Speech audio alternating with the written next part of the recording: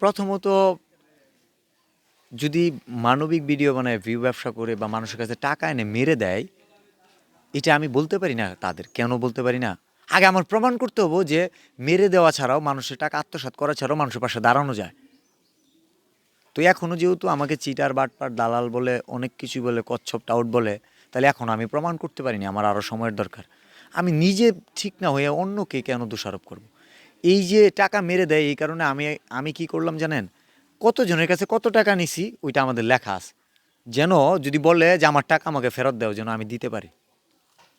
বুঝতে পারছেন? আল্লাহ অতটুকু সামর্থ্য দিচ্ছে, এটা অহংকার না।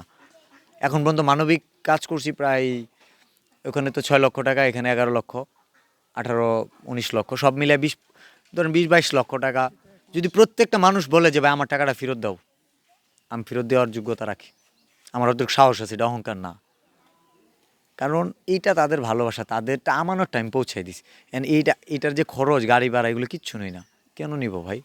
তাহলে আমি করলাম কি ভাই? নিজের পকেট থেকে টাকাও দিব না, আবার অন্যজন দিব। ওইখান থেকে যদি মেরে দেই, তাহলে তো ভাই কিছু হইল না। দুনিয়াতে একজন দেখে, একজন হোটেল বয়কে আজকের এই জায়গায় নিয়ে আসছে, যে নিয়ে আসছে সে আর চেয়ে আরও জঘন্য জায়গায় পাঠাইতে পারে। মানুষের তখনও কথা বলছে, সমালোচনা তখনও করছে। হোটেল যখন ভিডিও বানায় ভাই, এখন কয়টা মানুষ হেট করে? সব হাত থেকে ফোন কাইরে নিছে। একজন একজন মানুষের পছন্দ করে না, করছে কারা জানেন? কোনে দূরের মানুষ, বাসে ভালো, অস্ট্রেলিয়ার জিএম ছিল, গ্রুপ জেনারেল ম্যানেজার আজিম শাহ। উনি আমার অনুপ্রেরণা। ওনার যদি বাথরুম পরিষ্কার করতে পারে আমি করতে পারবো, আমার লজ্জা করবে না। এখনও আমি বিল্লাল, এ অহংকারী বিল্লাল, তার টয়লেটও পরিষ্কার করতে পারবে, লজ্জা করবে না। কারণ ওনার কাছ থেকে আমি অনেক কিছু শিখছি। কিন্তু আমি কতগুলো বেইমানকে অনেক কিছু শিখাইছি, কীভাবে ব্যাকগ্রাউন্ড মিউজিক ইউজ করতে হয়, কীভাবে ক্যামেরা রোলিং করতে হয়, কী কী করলে আরও তোমার কন্টেন্ট আর ভালো হবে, যেগুলো আমার গরু বলে ডাকে। ঠিক আছে?